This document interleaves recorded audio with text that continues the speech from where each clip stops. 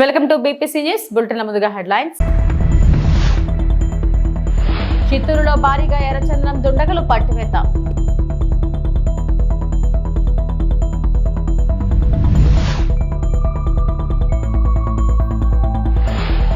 చరిత్రలో ఇంత దారుణమైన ఎన్నికలు ఎప్పుడూ చూడలేదు అంబటి రాంబాబు.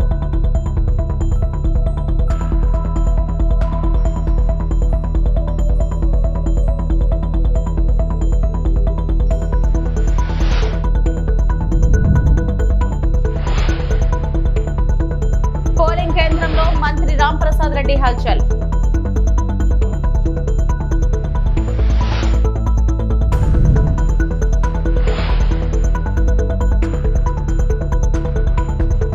పార్లమెంట్ వర్షాకాల సమావేశాల్లో భాగంగా ఈ రోజు కూడా లోక్సభలో వాయిదాల పర్వం కొనసాగింది.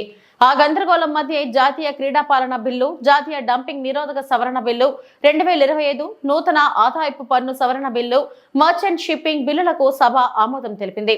सदन की कार्रवाई आज 2 बजे तक के लिए स्थगित की जाती है. माननीय मंत्री जी अब यह प्रस्ताव करें कि यथा संशोधित विधेयक को पारित किया जाए. Madam, with the permission, I rise to move that the bill as amended be passed. प्रश्न ये है कि विधेयक यथा संशोधित को पारित किया जाए. जो सदस्य इसके पक्ष में वो हाँ कहें, जो सदस्य इसके विरोध में है वे ना कहें. मेरे विचार में निर्णय हाँ वालों के पक्ष में हुआ, हाँ वालों के पक्ष में हुआ. प्रस्ताव स्वीकृत हुआ. विधेयक यथो संशोधित पारित हुआ. माननीय मंत्री जी प्रस्ताव करें विधेयक को पारित किया जाए. स्पीकर सर, विधेयक को पारित करा जाए. प्रश्न है कि विधेयक को पारित किया जाए. जो सदस्य इसके पक्ष में वो हाँ कहे, जो सदस्य विरोध में है वो ना कहे. मेरे विचार में निर्णय हाँ वालों के पक्ष में हुआ, हाँ वालों के पक्ष में हुआ. प्रस्ताव स्वीकृत हुआ. विधेयक पारित हुआ. జార్ఖండ్ లోని సితేష్ నగర్ గ్రామంలో మోకాలి లోతు నీటిలోని విద్యార్థులు పాఠశాలకు వెళ్తూ అవస్థలు పడుతున్నారు. పాఠాలు వినాలంటే రోజు వరద నీటిలో నడుచుకుంటూ బడికి వెళ్లాల్సి వస్తుందని చిన్నారులు వాపోతున్నారు. గ్రామంలోని నవ్ ప్రాథమిక్ విద్యాలయంలో 342 మంది విద్యార్థులు చదువుకుంటున్నారని ఉపాధ్యాయుడు జియా ఉల్ హక్ తెలిపారు. అయితే వరద నీటితో ఎదుర్కొంటున్న ఇబ్బందుల కారణంగా రోజు 210 నుంచి 220 మంది విద్యార్థులు మాత్రమే పాఠశాలకు హాజరవుతున్నారని చెప్పారు. మరోవైపు 342 మంది విద్యార్థులకు ఇక్కడ ఉన్నది మాత్రం ఒకే ఉపాధ్యాయుడు. వరద నీరు కారణంగా పాఠాలు చెప్పే ముందు ఆయన పారిశుద్ధ కార్మికుడుగాను మారాల్సి వస్తుంది. వంటగదిలోకి నీరు చేరడంతో పిల్లలకు మధ్యాహ్న భోజన పథకం అమల్లోనూ ఇబ్బందులు పడుతున్నట్టు ఉపాధ్యాయుడు తెలిపారు.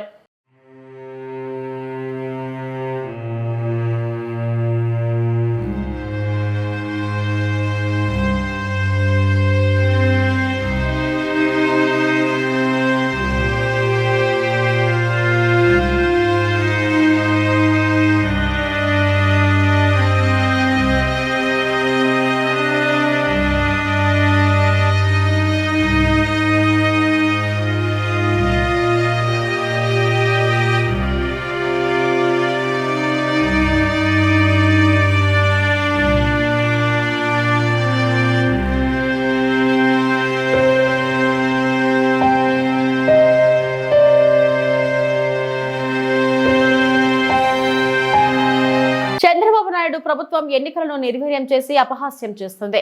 ఎన్నికల వ్యవస్థల కళ్లకు గంతలు కడుతుంది. ఇప్పటికే పోలింగ్ బూతులు ఒక ఊరు నుంచి మరో ఊరికి మార్చేశారు. ఓటు వేయడానికి వచ్చిన వాళ్లపై తెలుగుదేశం గుండాలు దాడి చేస్తారనే భయం ప్రజల్లో ఉంది. గన్మెన్లు ఉన్న ఎమ్మెల్సీలకే రక్షణ లేని పరిస్థితుల్లో సామాన్యులు పక్క ఊరు వెళ్లి ఓటేసే పరిస్థితి ఉందా అని ప్రజలు భావిస్తున్నారు. కృష్ణా జిల్లా వైఎస్ఆర్సీపీ అధ్యక్షులు పేర్ని నాని అన్నారు. ఎన్నికల వ్యవస్థల్ని కళ్లకు గంతలు కట్టి ఏ రకంగా ఆంధ్రప్రదేశ్ ప్రభుత్వం, తెలుగుదేశం ప్రభుత్వం, చంద్రబాబు నాయుడు గారి ప్రభుత్వం ఎన్నికల్ని అపహాస్యం చేసే పరిస్థితిలో ఉన్నాయో అన్ని కూడా ఎన్నికల ప్రత్యేక అధికారి గారికి, కమిషనర్ గారికి వివరించడం జరిగింది. అంటే ఎంత వింత పోకడలంటే పొద్దున్నే నిన్న ఉదయం నుంచే ఎన్నికల యంత్రాంగం కొత్తపల్లి, నల్గొండవారిపల్లి, అట్లాగే ఎర్రిపల్లి,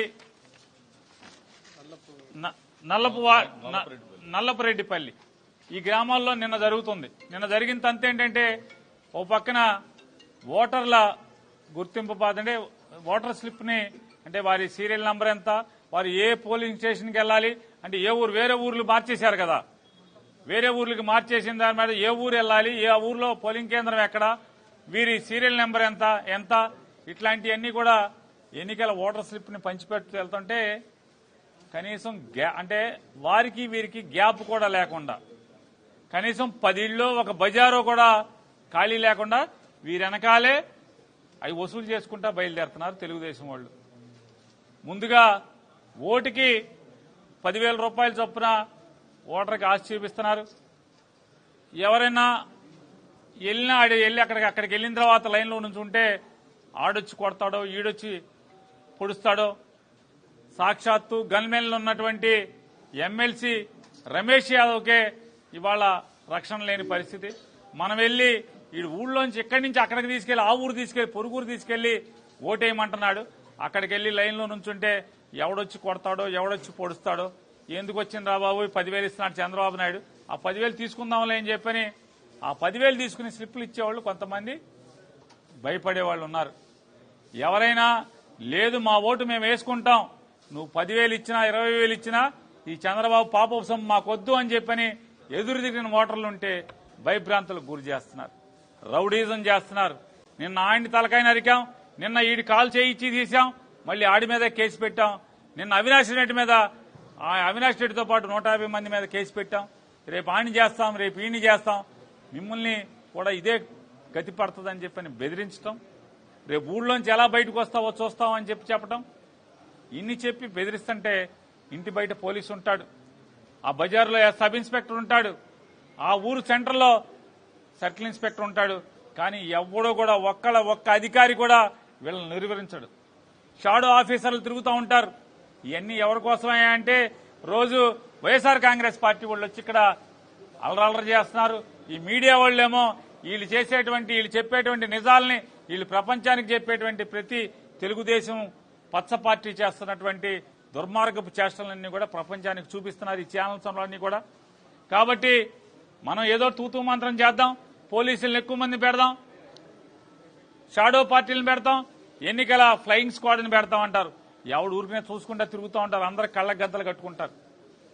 అక్కడ జరిగేటువంటి అకృత్యాలు, దారుణాలు, ఈ అఘాయిత్యాలని ఎవరు పట్టించుకునేటువంటి పరిస్థితి. చిత్తూరు జిల్లా పలమనేరు నియోజకవర్గం ఒకే ఇంట్లో A1 గ్రేడ్ 144 ఎర్రచందనం దుంగలు. బైరెడ్డిపల్లి మండలం ఆళ్లపల్లి కొత్తూరు దోనుకుంట గ్రామంలో ఇంట్లో దాచి ఉన్న భారీ ఎర్రచందనం డంప్ స్వాధీనం.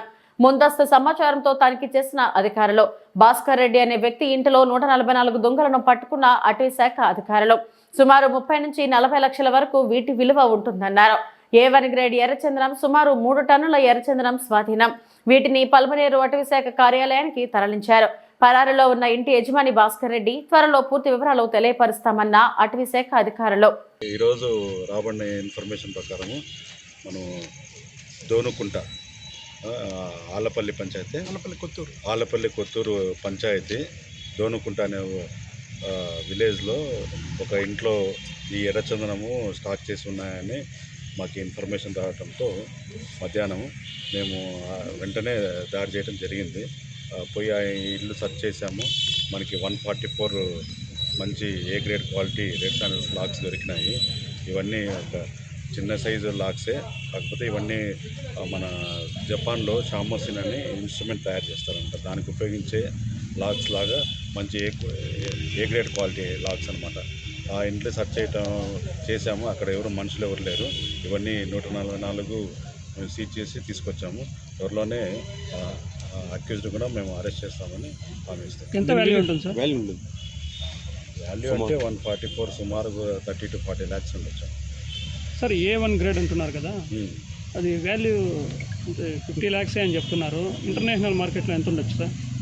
ఇంటర్నేషనల్ మార్కెట్లో ఇప్పుడు డిమాండ్ తగ్గాయి, మనం ఏం అంచనా వేయలేము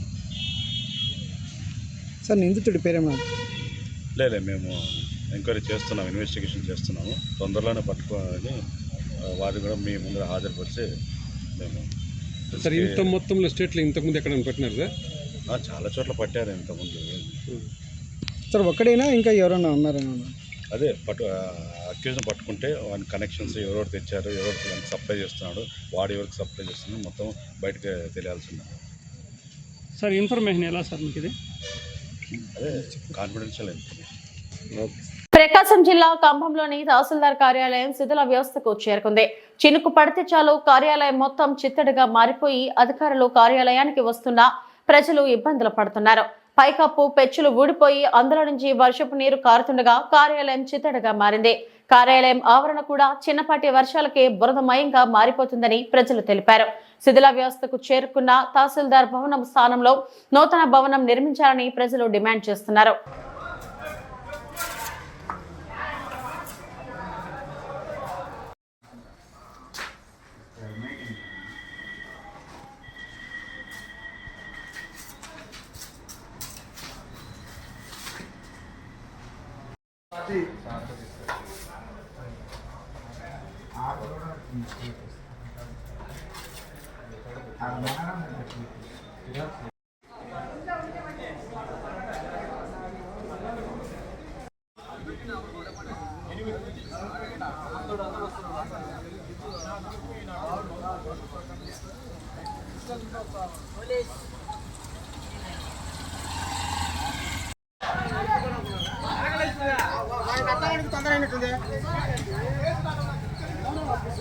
ఉప ఎన్నికల వేళ మంత్రి రాంప్రసాద్ రెడ్డి పోలింగ్ కేంద్రంలో హల్చల్ చేశారు.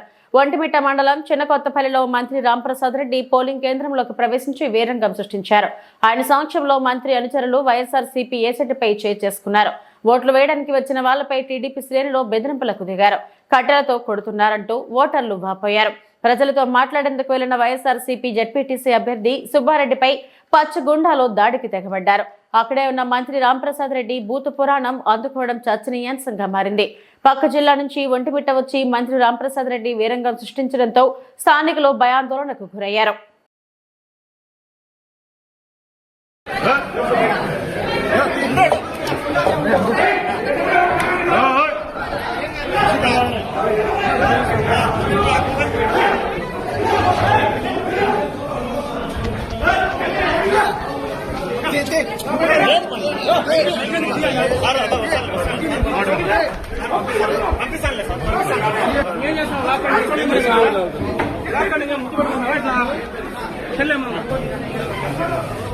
బంజారా హిల్స్ పెద్దమ్మ టెంపుల్ వద్ద ప్రజలు కుంకుమార్చన చేస్తే బీజేపీ రాష్ట్ర అధ్యక్షునిగా నన్ను హౌస్ అరెస్ట్ చేయడం ఏంటి?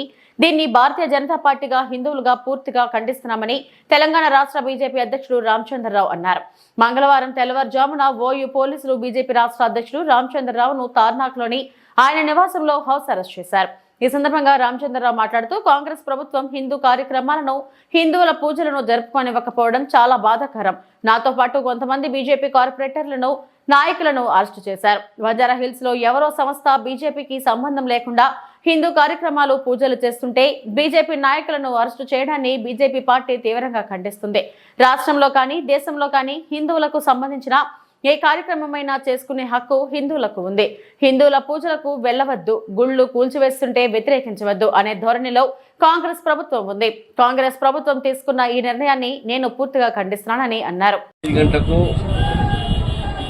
పోలీసులు మా ఇంటికి వచ్చి నేను యోగా చేయగానే ఒక 20 మంది పోలీస్ కానిస్టేబుల్స్, 2 ఇన్స్పెక్టర్లు, ఒక సబ్ ఇన్స్పెక్టర్ రావడం జరిగింది.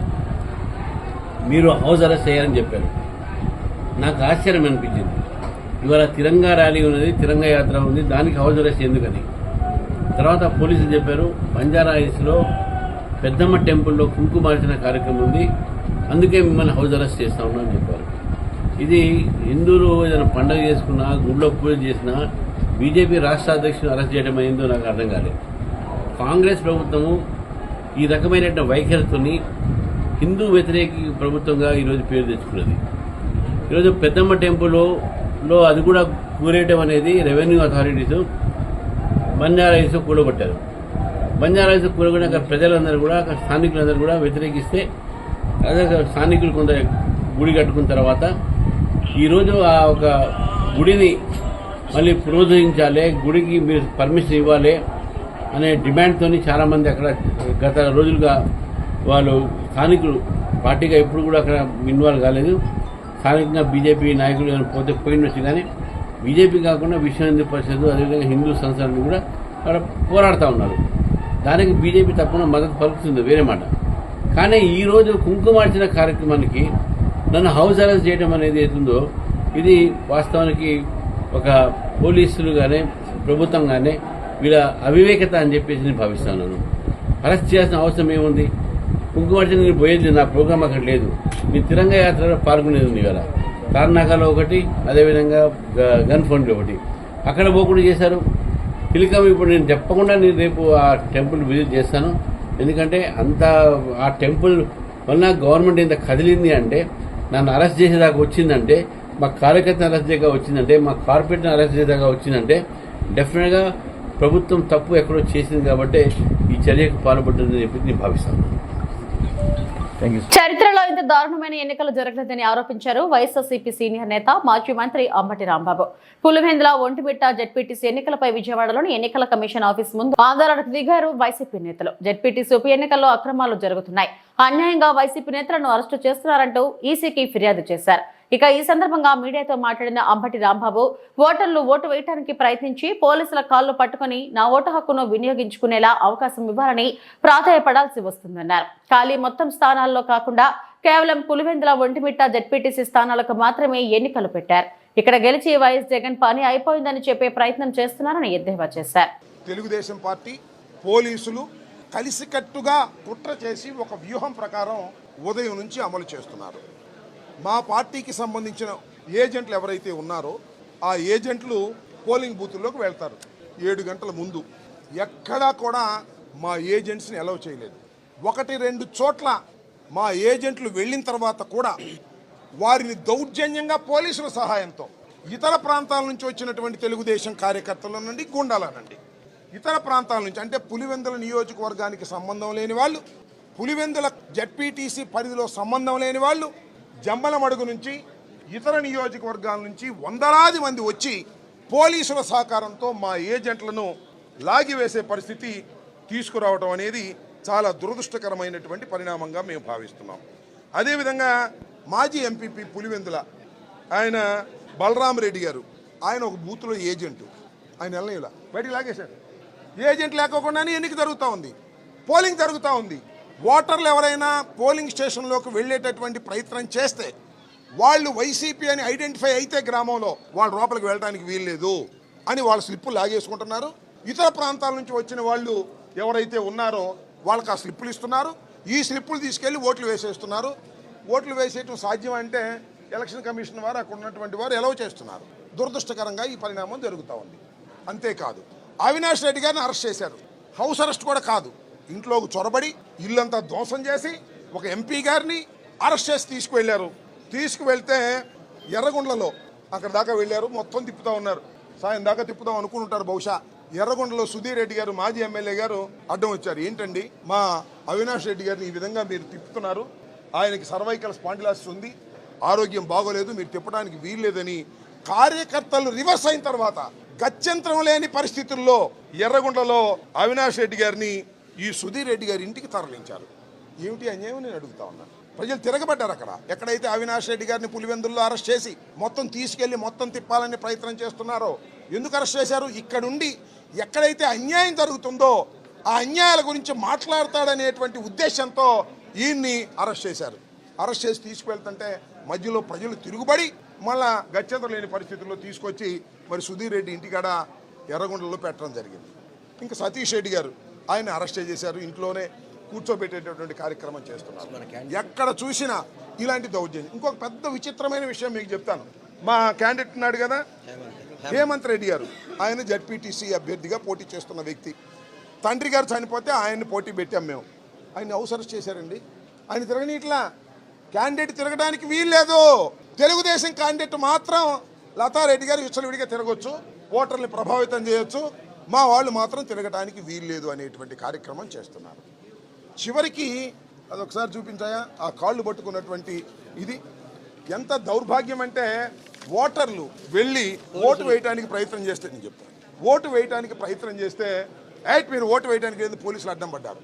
అడ్డం పడితే ఒక ఓటరు వెళ్ళి, ఇది ఎక్కడ నల్లగొండ్లపల్లి వెళ్ళి కాళ్ళు పట్టుకోండి, అయ్యా నా ఓటు నేను వేసుకోవాలి, నన్ను అనుమతించండి, లోపలికి వెళ్ళనివ్వటం లేదు మీరే అని అడ్డం పడాల్సిన పరిస్థితి ఏర్పడింది. పోలీసుల్ని కాళ్ళు పట్టుకొని నా ఓటు హక్కును వినియోగించుకోవాలని తాపత్రయపడేటటువంటి పరిస్థితి ఈ నల్లగొండ్లపాడులో జరిగింది. ఎంత దారుణం అండి ఇది, ఎంత దుర్మార్గం అండి.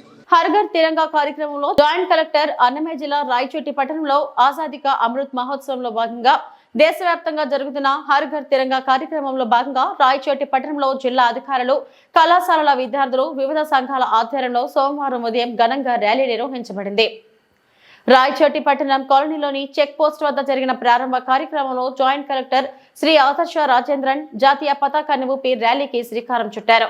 ఈ సందర్భంగా ఆయన మాట్లాడుతూ స్వాతంత్ర్యం సమరయోధులు చేసిన త్యాగాలను స్మరించుకోవడం, జాతీయ పతాకం పట్ల గౌరవ భావాన్ని పెంపొందించడం ప్రతి భారతీయుడి బాధ్యత అని పేర్కొన్నారు.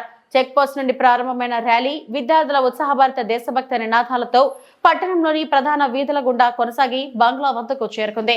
అక్కడ మానవాహారం ఏర్పాటు చేసి స్వాతంత్ర పోరాట వీరుల త్యాగ ఫలాన్ని, జాతీయ పతాకం యొక్క చారిత్రక ప్రాముఖ్యతను స్మరించుకున్నారు.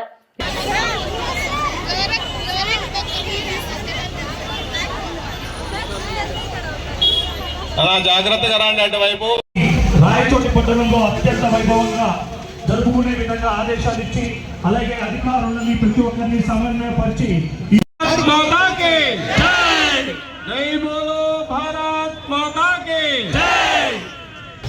పిల్లలు ఉన్నారు, అదే సర్కిల్ చుట్టూ ఏర్పడండి.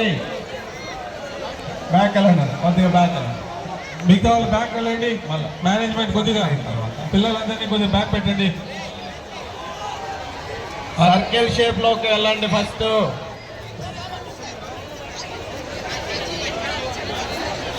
ఉండే విధంగా చూడండి. అమ్మా ముందుకెళ్ళండి, అమ్మా ముందుకెళ్ళండి, ఏర్పడండి. ఓకే, దూరంగా నిలబడి కొద్దిగా మైక్స్ వెహికల్ కొద్దిగా ముందుకు పోవాలన్నా. మైక్ ఉన్న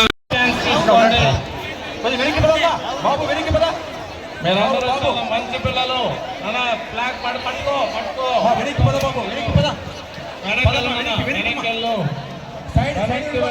ఇవి ఇప్పటివరకు నా బులెటిన్ అప్డేట్స్. నమస్తే.